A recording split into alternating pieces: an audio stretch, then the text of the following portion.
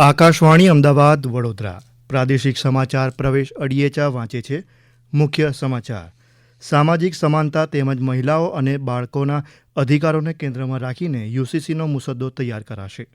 Japan external trade organisation જેટ્રોના વડાએ મુખ્યમંત્રીને આ વર્ષે જાપાનમાં યોજાનારા ટેકનો એક્સપો માટે આમંત્રણ આપ્યું.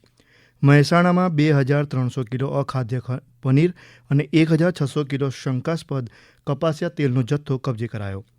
રેલવે બોર્ડ દ્વારા તમામ વિભાગીય પ્રમોશન પરીક્ષાઓ કમ્પ્યુટર આધારિત લેવાશે અને રાજ્યમાં આગામી દિવસોમાં ગરમીનો વધારો થશે. સમાચાર વિગતવાર. અમદાવાદની કલેક્ટર કચેરી ખાતે સમાન નાગરિક સંહિતા યુસીસી સમિતિ દ્વારા ગઈકાલે રાજકીય, સામાજિક, શૈક્ષણિક અને ઉચ્ચ અધિકારીઓ સાથે બેઠક યોજવામાં આવી. દરમિયાન યુસીસી સમિતિના અધ્યક્ષ રંજના દેસાઈએ જણાવ્યું, રાજ્યમાં યુસીસી અંગે લોકોના સૂચનો ધ્યાનમાં લેવાશે. સમાજમાં સમાનતા તેમજ મહિલાઓ અને બાળકોના અધિકારોને કેન્દ્રમાં રાખીને યુસીસીનો મુદ્દો તૈયાર કરાશે. બેઠકમાં રાજકીય, સામાજિક અને શૈક્ષણિક આગેવાનોએ લગ્ન, છૂટાછેડા, ભરણપોષણ, મિલકતના અધિકારો સહિતના વિષયો પર યુસીસી સમિતિ સમક્ષ પોતાના વિચાર અને સૂચનો રજૂ કર્યા. દરમિયાન શ્રીમતી દેસાઈ સહિત સમિતિના સભ્યોએ સૌને આગામી 24 માર્ચ પહેલાં યુસીસીના પોર્ટલ uccgujarat.in પર પોતાના સૂચન લેખિતમાં જણાવવા અને આવશ્યક દસ્તાવેજ અપલોડ કરવા અપીલ કરી હતી.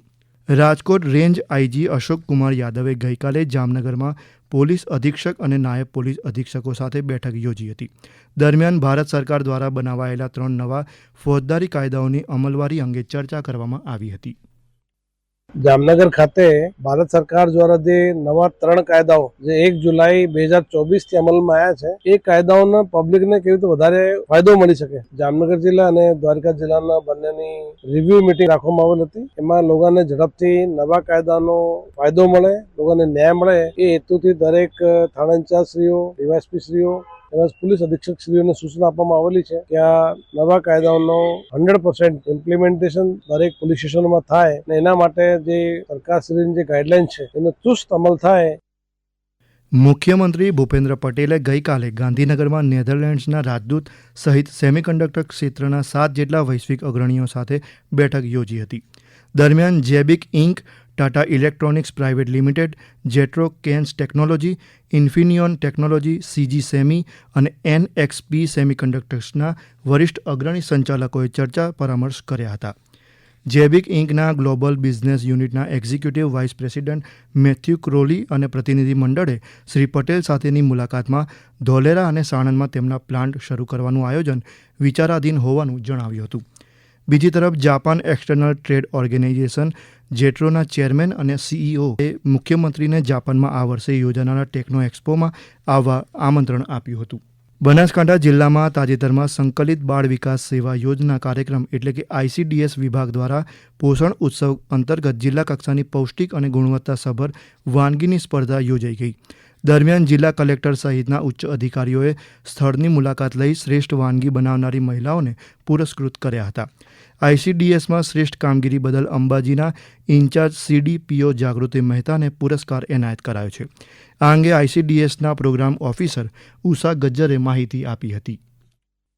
તમામ THRમાંથી પ્રથમ નંબર મેળવેલ અને મિલેટ્સમાંથી પ્રથમ નંબર મેળવેલ તમામ આંગણવાડી કાર્યકર બહેનોને અહીંયા સારી રીતે એમને મિલેટ્સ અને THRમાંથી વાનગી પ્રદર્શિત કરી અને ટીમને માહિતગાર કર્યા અને એમાંથી 1 થી 3 નંબર આપે માન્ય જિલ્લા કલેક્ટર, માન્ય જિલ્લા વિકાસ અધિકારી શ્રીના અધ્યક્ષ સ્થાને તેઓને 1 થી 3 નંબર એનાયત કરવામાં આવે. મહેસાણાના ખોરાક અને ઔષધ નિયમન તંત્ર દ્વારા જિલ્લામાંથી ભેળસેળયુક્ત પનીર અને કપાસિયા તેલનો જથ્થો પકડવામાં આવ્યો છે. સત્તાવાર યાદી મુજબ તંત્ર દ્વારા કડીમાં 2 અલગ અલગ સ્થળે દરોડા પાડતા પનીરનો 5,50,000 રૂપિયાની કિંમતનો 2,300 કિલો અને કપાસિયા તેલનો 2,30,000 રૂપિયાની કિંમતનો 1,600 કિલોનો શંકાસ્પદ જથ્થો કબજે કરાયો હતો.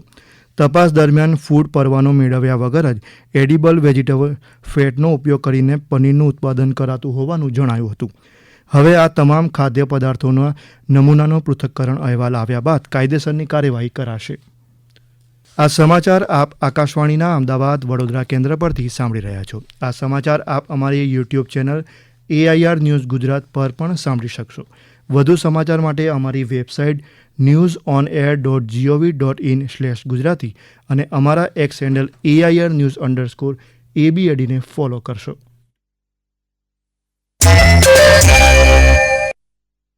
પ્રધાનમંત્રી નરેન્દ્ર મોદીએ તાજેતરની જૂનાગઢના સાસણગીરની મુલાકાત દરમિયાન વન અને વન્યજીવોના સંરક્ષણ માટે કામ કરતા વન વિભાગના કર્મચારીઓ સાથે સંવાદ કર્યો હતો. આ અંગે ગીરમાં શ્રી મોદી સાથે સંવાદ કરનારા મહિલા કર્મચારીઓએ પોતાનો પ્રતિભાવ આપ્યો હતો. વનરક્ષક વંદના વાલવાણીએ જણાવે છે કે શ્રી મોદી સાથે સંવાદની તક મળતા વન અને વન્યજીવનના સંરક્ષણ માટે કામ કરવા વધુ પ્રોત્સાહન અને પ્રેરણા મળી છે. અમે પણ પોતાને ખૂબ જ નસીબદાર માનીએ છીએ કે વિશ્વના આટલા મોટા વ્યક્તિ આપણા વડાપ્રધાન સાથે અમને વાતચીત કરવાનો લાવો મળ્યો અને મોદી સાહેબ સાથે વાત કરવાથી અમને પણ અમારા કામ પ્રત્યે ખૂબ જ પ્રોત્સાહન મળ્યું, અમને ખૂબ જ પ્રેરણા મળી તથા ભવિષ્યમાં અમે વન અને વન્યજીવોના સંરક્ષણનું કામ સારી રીતે કરી શકીએ એ રીતે મોદી સાહેબે અમને ખૂબ જ સરસ માર્ગદર્શન આપ્યું. રેલવે બોર્ડ દ્વારા ગઈકાલે ઉચ્ચ સ્તરની બેઠક યોજાઈ ગઈ, જેમાં તમામ વિભાગીય પ્રમોશન પરીક્ષાઓ railway recruitment board exam RRB કેન્દ્રીય પરીક્ષા કમ્પ્યુટર આધારિત એટલે કે CBT મારફતે લેવાશે તેવો નિર્ણય કરાયો હતો. આ માટે બધા ઝોનલ રેલવે પરીક્ષા માટે એક કેલેન્ડર બનાવાશે. બધી પરીક્ષાઓ ફક્ત કેલેન્ડરના આધારે જ લેવાશે. તાજેતરના વર્ષોમાં RRB દ્વારા લેવાતી પારદર્શક, ન્યાયી અને ખૂબ જ પ્રશંસાપાત્ર પરીક્ષાઓના લાંબા અનુભવ પછી આ નિર્ણય લેવાયો છે. કમ્પ્યુટર આધારિત પરીક્ષાઓ CBTમાં ઉમેદવારોને તેમના પ્રશ્નપત્ર, ઉત્તર પુસ્તિકાઓ અને સાચા જવાબ કી બતાવવામાં આવે છે. તેમને પ્રશ્નો અને જવાબ કીની શુદ્ધતા અંગે જો કોઈ વાંધો હોય તો તે ઉઠાવવાની તક પણ આપવામાં આવે છે. કેન્દ્ર શાસિત પ્રદેશ દીવના વણાકબારાની એક હોડીને જહાજે અડફેટે લેતા હોડી મધદરિયામાં ગુમ થયાના અહેવાલ છે. દીવના અમારા પ્રતિનિધિ ભારતી રાવલ જણાવે છે, વણાકબારાથી 70 કિલોમીટર દૂર દરિયામાં પીપા વાવથી રાજુલાની વચ્ચે નિરાલી નામની હોડીને અકસ્માત નડ્યો હતો, જેના કારણે હોડીમાં બેસેલા ટંડેલ અને ખલાસી ગુમ થયા છે. હોડીમાં ગુજરાતના 1 અને મહારાષ્ટ્રના 5 ખલાસી હોવાનું જણાયું છે. ત્યારે માછીમારો અને મત્સ્યોદ્યોગ વિભાગે તેમની શોધખોળ હાથ ધરી છે. રાજ્યમાં આગામી 7 દિવસ તાપમાન શુષ્ક રહેશે, પરંતુ 24 કલાક બાદ મહત્તમ તાપમાનમાં 3 થી 5 ડિગ્રી સેલ્સિયસનો વધારો થવાની આગાહી છે. દરમિયાન દરિયાકાંઠાના વિસ્તારોમાં 45 થી 50 કિલોમીટર પ્રતિ કલાકની ઝડપે પવન ફૂંકાવાના હોવાથી માછીમારોને દરિયો ન ખેડવા સૂચના અપાઈ હોવાનું હવામાન વિભાગના નિદેશક ડોક્ટર AK દાસે જણાવ્યું હતું. आने वाला अगले 7 दिन तक मौसम ड्राई रहेगा. 24 घंटे के बाद टेम्परेचर फिर 3 से 5 डिग्री राइज हो जाएगा, बढ़ेगा. और जो अभी पवन का दिशा है उत्तर से उत्तर पूर्व है और जो टेम्परेचर ये डाउन हुआ है, जो northerly wind, northerly to north easterly wind अभी यहाँ से पास कर रहा है, इसके लिए टेम्परेचर डाउन हुआ है. तो येलो वार्निंग दिया गया है उत्तर और दक्षिणी दो तटीय क्षेत्र जो है गुजरात की, इसके लिए एक दिन के लिए. પાટણની જિલ્લા પંચાયતની સામાન્ય સભામાં જિલ્લા પંચાયતનું 364 કરોડ રૂપિયાની પુરાણ સાથેનું કુલ 1513 કરોડ રૂપિયાનું વાર્ષિક અંદાજપત્ર સર્વાનુમતે મંજૂર કરાયું હતું. સામાન્ય સભાના એજન્ડા પરના વિવિધ કામોને પણ બહાલી આપવામાં આવી હતી. ઉપરાંત બેઠકમાં પ્રમુખ સ્થાનેથી ₹10 કરોડના ખર્ચની સ્વભંડોળમાંથી વિકાસ કામ માટે ખર્ચ કરવા અંદાજપત્રમાં જોગવાઈને મંજૂરી આપવામાં આવી હતી. અંતે મુખ્ય સમાચાર. સામાજિક સમાનતા તેમજ મહિલાઓ અને બાળકોના અધિકારોને કેન્દ્રમાં રાખીને UCCનો મુસદ્દો તૈયાર કરાશે. જાપાન એક્સટર્નલ ટ્રેડ ઓર્ગેનાઇઝેશન જેટ્રોના વડાએ મુખ્યમંત્રીને આ વર્ષે જાપાનમાં યોજાનારા ટેકનો એક્સપોમાં આવવા માટે આમંત્રણ આપ્યું. મહેસાણામાંથી 2300 કિલો અખાદ્ય પનીર અને 1600 કિલો શંકાસ્પદ કપાસિયા તેલનો જથ્થો કબજે કરાયો. રેલવે બોર્ડ દ્વારા તમામ વિભાગીય પ્રમોશન પરીક્ષાઓ કમ્પ્યુટર આધારિત લેવાશે અને રાજ્યમાં આગામી દિવસોમાં ગરમીમાં વધારો થશે. આ સાથે જ આકાશવાણીના અમદાવાદ વડોદરા કેન્દ્ર પરથી પ્રાદેશિક સમાચાર પૂરા થયા.